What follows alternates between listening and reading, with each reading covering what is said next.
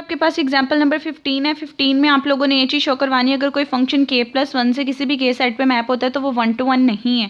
मैंने आपको 1 to 1 की ये डेफिनेशन करवाई थी कि हर एलिमेंट दूसरे a सेट b सेट के एक एक एलिमेंट से यूनिकली उसके ऊपर मैप हो रहा होगा। यानी कि अगर इसमें एक आपके पास एक एलिमेंट 0 आ रहा है, इसमें 1 आ रहा है, तो 0 1 पे मैप हो रहा होगा, सेकंड पे, यानी कि डिस्टिंक्ट एलिमेंट पे मैप होंगे।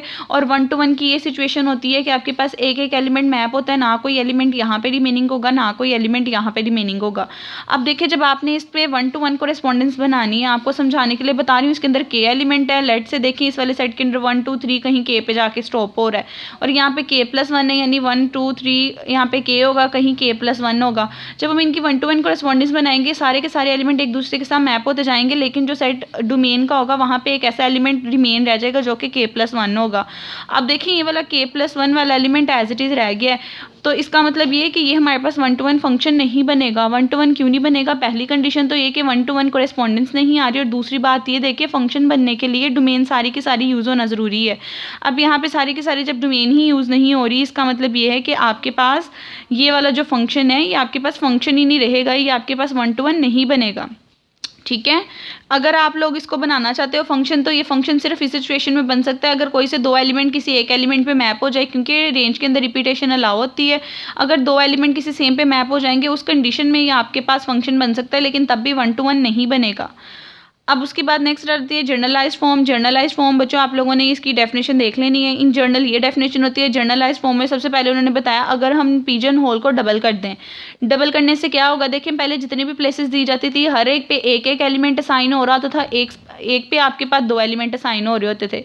लेकिन अगर हम डबल पिजन होल प्रिंसिपल देखेंगे दो चीज़ों के लिए, तब उसमें क्या होगा? हर प्लेस के लिए दो दो एलिमेंट असाइन हो रहे होंगे, लेकिन एक प्लेस ऐसी होगी जिसमें 2+1 यानी 3 एलिमेंट असाइन हो रहे होंगे। ठीक है, देखिए जिस तरह अगर फॉर एग्जांपल पहले 4 प्लेसेस थी, उन चारों पे हम कहते थे एक पे एक असाइन हो रहा है, दूसरे पे भी एक असाइन हो रहा है, तीसरा भी एक ऑब्जेक्ट ले रहा है, जबकि दूसरे पे हम कहा करते थे यहाँ पे 2 ऑब्जेक्ट असाइन हो रहे हैं, यानी 1 ऐड करके 2 हो रहा है। जब हमने डबल पिजन होल की बात करनी है, तब भी 4 आपके पास फॉर एग्जाम्पल ऑब्जेक्ट हैं, पहले पे 2 असाइन होंगे, दूसरे पे 2 होंगे, तीसरे पे 2 होंगे, और चौथे पे 2 में एक और ऐड करोगे आपके पास, तो वो टोटल 3 ऑब्जेक्ट्स असाइन हो रहे होंगे। यानी कि डबल में ये होगा, हर एक पे 2 होंगे, लेकिन जिस तरह ऊपर वाले पे था कि एक टाइम में एक पे आपके पास 2 चीज़ें आ रही थी, इसी तरह डबल में भी एक टाइम पे एक पे 2 ज़रूर आ रही होंगी आपके पास। वो 2+1 भी हो सकता है, 2+2 भी हो सकता है। तो पहले डबल के लिए उन्होंने एक एग्जाम्पल दे दिया कि देखिए अगर हम 21 ऑब्जेक्ट्स की बात करें, उन्होंने 10 बॉक्सेस में आपने प्लेस करना हो, तो उसकी पॉसिबिलिटी यही है कि देखिए अगर टोटल आपके पास 3 4 5 6 7 8 9 10 ऑब्जेक्ट हैं, आपने 21 प्लेसेस इसके ऊपर फिल करनी है, तो हर एक के अंदर आपको 2 प्लेस फिल करनी पड़ेगी। देखिए जब आप हर एक के अंदर 2 प्लेस फिल करेंगे, तो यहाँ तक आके आपके 18 ऑब्जेक्ट्स जो हैं वो हो जाएंगे।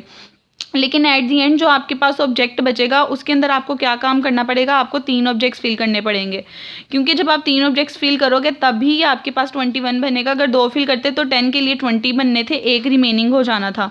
यानी डबल में ये काम होगा, हर एक के ऊपर 2 फिल करना है, लेकिन जो एंड वाला बचेगा उसके अंदर 2+1 यानी कि 3 ऑब्जेक्ट्स फिल करने पड़ेंगे।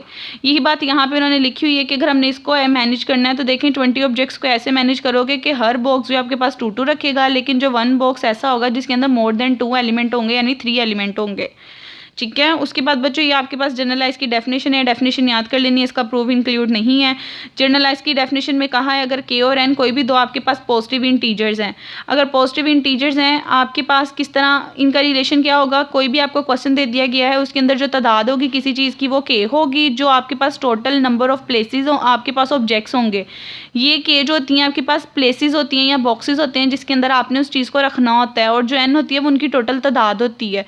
एन हमेशा के से बड़ा होता है। अगर इस टाइप का आपको क्वेश्चन आ जाए कि ऑब्जेक्ट दे दिए जाएँ और बॉक्सेस दे दिए जाएँ, और आपसे कहा जाए कि बताएं कि आपके पास किसी भी 1 ऑब्जेक्ट में कितने एलिमेंट कंटेन होंगे, तो उसका फॉर्मूला होगा एन को कैसे डिवाइड करके उसके ऊपर आप लोग सीलिंग फंक्शन अप्लाई कर दोगे। ये जनरलाइज्ड पिजन होल प्रिंसिपल है। अब इससे रिलेटेड मैं आपको एग्जाम्पल करवाती हूँ।